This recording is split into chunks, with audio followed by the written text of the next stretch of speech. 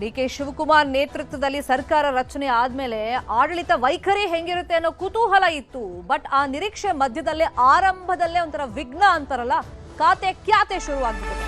ಕಾಂಗ್ರೆಸ್ ಸರ್ಕಾರದಲ್ಲಿ ಖಾತೆ ಕೋಲಾಹಲವನ್ನೇ ಉಂಟು ಮಾಡಿದೆ. ರಾಜೀನಾಮೆ ನೀಡಿದ್ದ ರೆಡ್ಡಿ ಮನವೊಲಿಕೆ ಸರ್ಕಸ್ ಮುಂದುವರೆದಿದೆ. ರಾಮಲಿಂಗಾರೆಡ್ಡಿ ಅವರು ನಿನ್ನೆ ಬೆಳಿಗ್ಗೆನೆ ರಾಜೀನಾಮೆ ಘೋಷಣೆ ಮಾಡಿದ್ರು, ಅಜ್ಞಾತ ಸ್ಥಳಕ್ಕೆ ಹೋದ್ರು, ಯಾರ ಕೈಗೂ ಸಿಗಲಿಲ್ಲ.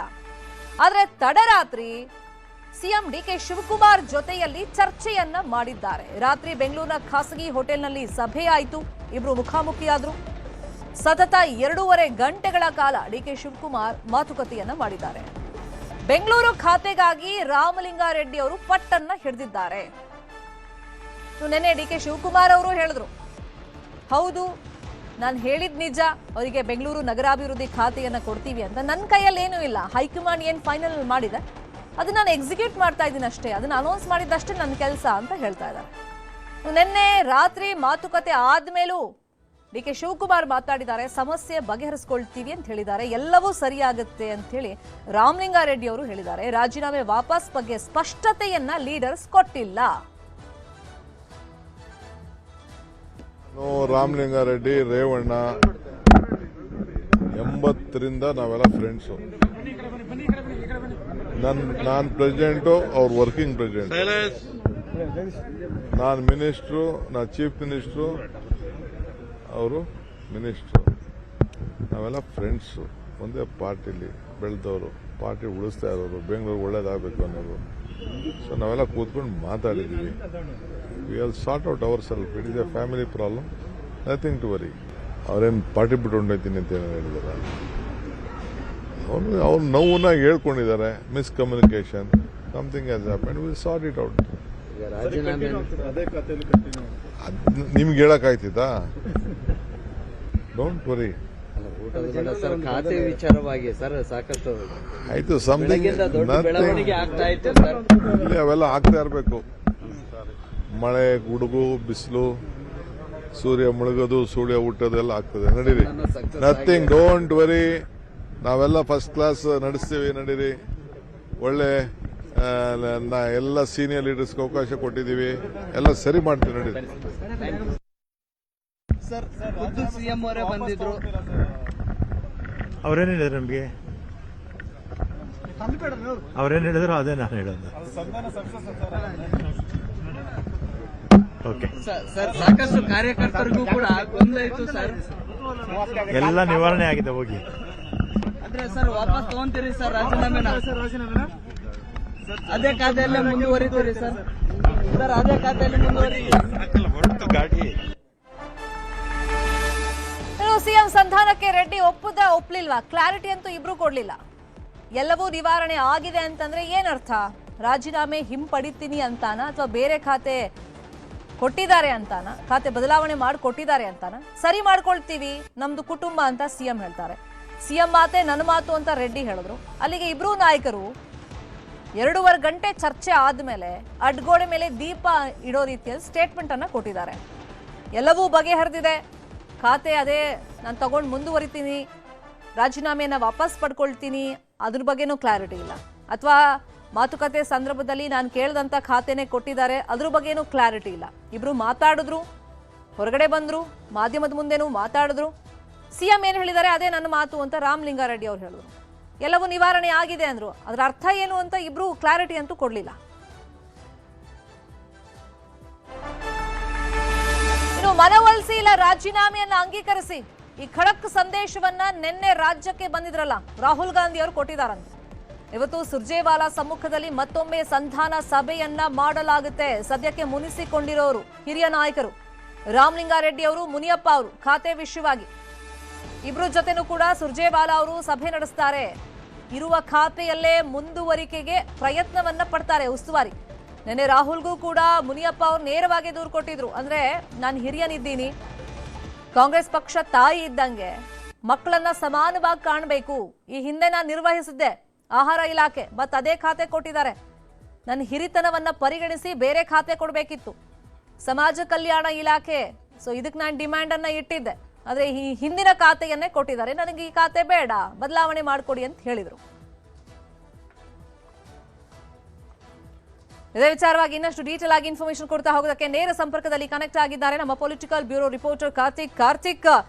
ರಾಜೀನಾಮೆ ಕೊಟ್ಟರು ನಿನ್ನೆ ರಾಮಲಿಂಗಾರೆಡ್ಡಿ ಅವರು ಸಚಿವ ಸ್ಥಾನಕ್ಕೆ, ಅಜ್ಞಾತ ಸ್ಥಳಕ್ಕೆ ಹೋದ್ರು, ರಾತ್ರಿ ಖಾಸಗಿ ಹೋಟೆಲ್ಗೆ ಬಂದ್ರು, ಸಿಎಂ ಭೇಟಿ ಮಾಡಿದ್ರು, 2.5 ಗಂಟೆ ಚರ್ಚೆ ಮಾಡಿದ್ದಾರೆ. ಬಟ್ ಕ್ಲಾರಿಟಿಯನ್ನ ಇಬ್ರು ನಾಯಕರು ಮಾಧ್ಯಮದ ಮುಂದೆ ಕೊಟ್ಟಿಲ್ಲ. ಹಂಗಾದ್ರೆ ಆ ಸಂಧಾನ ಪ್ರಕ್ರಿಯೆ ಏನಿತ್ತು ಅದು ಫೇಲ್ಯೂರ್ ಆಯ್ತು ಅಂತ ನಾವು ಭಾವಿಸ್ಬೇಕಾ? ಇವತ್ತೇನೆಲ್ಲ ಪ್ರಕ್ರಿಯೆ ನಡೆಯುತ್ತೆ ರಾಮಲಿಂಗಾರೆಡ್ಡಿ ಮತ್ತೆ ಮುನಿಯಪ್ಪ ವಿಷಯದಲ್ಲಿ?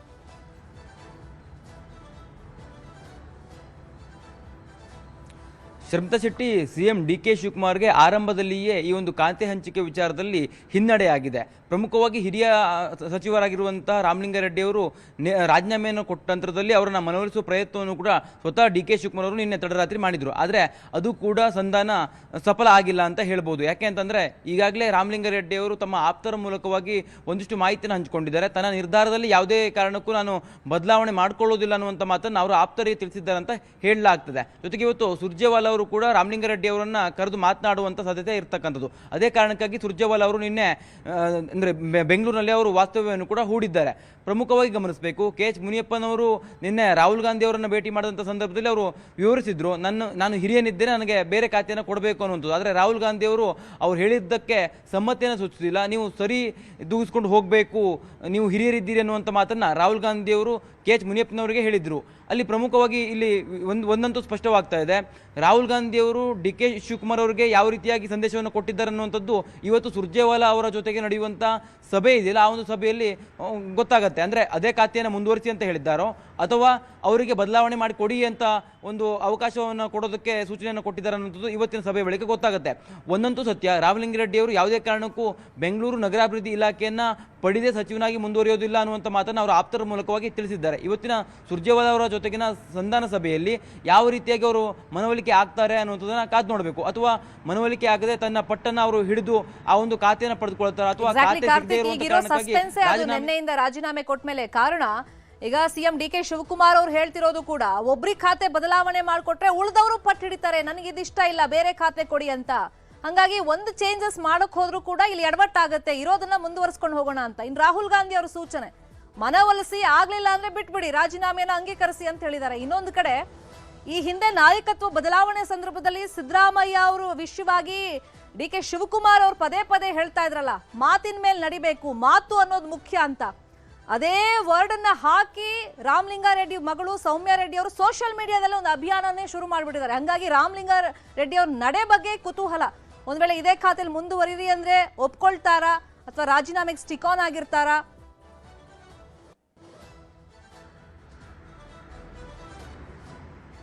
ಶರ್ಮಿತಾ, ನಿಶ್ಚಿತ ನೀವು ಹೇಳಿದಂತೆ ಅಂದರೆ 2023ರಲ್ಲಿ ಸರ್ಕಾರ ರಚನೆ ಆದಂಥ ಸಂದರ್ಭದಲ್ಲಿ ರಾಮಲಿಂಗಾರೆಡ್ಡಿ ಅವರು ಯಾವುದೇ ಕಾರಣಕ್ಕೂ ಸಾರಿಗೆ ಇಲಾಖೆಯ ಒಂದು ಖಾತೆಯನ್ನು ನಿರ್ವಹಣೆ ಮಾಡೋದಿಲ್ಲ ಅನ್ನುವಂಥ ಮಾತನ್ನು ಹೇಳಿದರು. ಆ ಸಂದರ್ಭದಲ್ಲಿ ಡಿ.ಕೆ. ಶಿವಕುಮಾರ್ ಮತ್ತು ಡಿ.ಕೆ. ಸುರೇಶ್ ಅವರು ಸ್ವತಃ ಖುದ್ದಾಗಿ ಅವರನ್ನ ಮನವೊಲಿಸುವ ಪ್ರಯತ್ನವನ್ನು ಮಾಡಿದರು.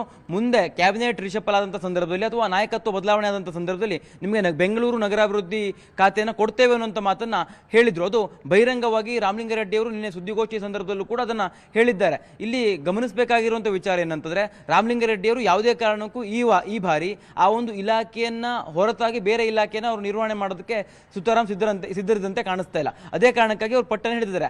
ಆದರೆ ಅವರಿಗೆ ಅವಕಾಶವನ್ನು ಕೊಡ್ತಾರಾ? ಇಲ್ಲಿ ಒಂದು ವಿಷಯ ಇರುವಂಥದ್ದು, ಈ ಒಂದು 13 ಜನ ಸಚಿವರೇನಿದ್ದಾರೆ, ಸಚಿವರಲ್ಲಿ ಹೊಸಬರನ್ನ ಹೊರತಾಗಿ ಉಳಿದವರು ಯಾರಿಗೂ ಕೂಡ ಅವರವರ ಖಾತೆ ಏನಿದೆಯಲ್ಲ ಅದರಲ್ಲಿ ಸಮಾಧಾನ ಇದ್ದಂತೆ ಕಾಣಿಸ್ತಾ ಇಲ್ಲ. ಅದರಲ್ಲೂ ಜಲಸಂಪನ್ಮೂಲ ಖಾತೆಯನ್ನ ಹಂಚಿಕೆ ಮಾಡಲಾಗಿದೆ ಕೃಷ್ಣ ಬೈರೇಗೌಡರಿಗೆ. ಅವರು ಕಂದಾಯ ಇಲಾಖೆಯಲ್ಲೇ ಮುಂದುವರಿಬೇಕು ಅನ್ನುವಂಥ ನಿರ್ಧಾರವನ್ನು ಹೊಂದಿದ್ರು. ಆದರೆ ಅವರು ಯಾವುದೇ ಕಾರಣಕ್ಕೂ ಬಹಿರಂಗವಾಗಿ ಅದನ್ನು ಹೇಳದೇ ಇದ್ರು ಅವರಿಗೆ ಇಷ್ಟೇ ಇರತಕ್ಕಂಥದ್ದು ಕಂದಾಯ ಇಲಾಖೆ. ಯಾಕೆಂದ್ರೆ 3 ವರ್ಷಗಳ ಕಾಲ ನಾನು ಆ ಒಂದು ಖಾತೆಯನ್ನು ನಿರ್ವಹಣೆ ಮಾಡಿದ್ದೆ, ಅದನ್ನೇ ನನಗೆ ಮುಂದುವರಿಸಿ ಅನ್ನುವಂಥ ಒಂದು ವಿಚಾರವನ್ನು ಹೇಳಿದರು. ಆದರೆ ಈಗ ಅವರಿಗೂ ಕೂಡ ಖಾತೆಯನ್ನು ಬದಲಾವಣೆ ಮಾಡಿಕೊಡ್ಬೇಕಾದಂಥ ಪರಿಸ್ಥಿತಿ ಬರಬಹುದು. ಒಂದೊಮ್ಮೆ ಮುನಿಯಪ್ಪನವರಿಗೆ ಮತ್ತು ರಾಮಲಿಂಗಾರೆಡ್ಡಿ ಅವರಿಗೆ ನೀವೇನು ಖಾತೆ ಬದಲಾವಣೆ ಮಾಡಿಕೊಟ್ರೆ ಕೃಷ್ಣ ಬೈರೇಗೌಡರಿಗೂ ಕೂಡ ಅದು ಅನ್ವಯ ಆಗುವಂಥ ಸಾಧ್ಯತೆ ಇರ್ತದೆ. ಈ ಒಂದು ಕಾರಣಕ್ಕಾಗಿ ಇನ್ನಷ್ಟು ಗೊಂದಲಗಳು ಸೃಷ್ಟಿಯಾಗಬಹುದು ಅನ್ನುವಂಥ ಒಂದು ವಿಷಯವನ್ನು ಇಟ್ಟುಕೊಂಡು ಡಿ.ಕೆ. ಶಿವಕುಮಾರ್ ಅವರು ಇದನ್ನು ಯಾವ ರೀತಿಯಾಗಿ ಹ್ಯಾಂಡಲ್ ಮಾಡ್ತಾರೆ, ಇವತ್ತು ಸುರ್ಜೇವಾಲಾ ಅವರ ಎಂಟ್ರಿಯಿಂದ ಯಾವ ರೀತಿಯಾಗಿ ಇದೆಲ್ಲವೂ ಕೂಡ ಶಮನಗೊಳ್ಳುತ್ತೆ ಅನ್ನೋದು ನಾವು ಕಾದು ನೋಡಬೇಕಾಗಿದೆ. ಶರ್ಮಿತಾ ಶೆಟ್ಟಿ, ಫಾಲೋ ಅಪ್ ಮಾಡೋಣ.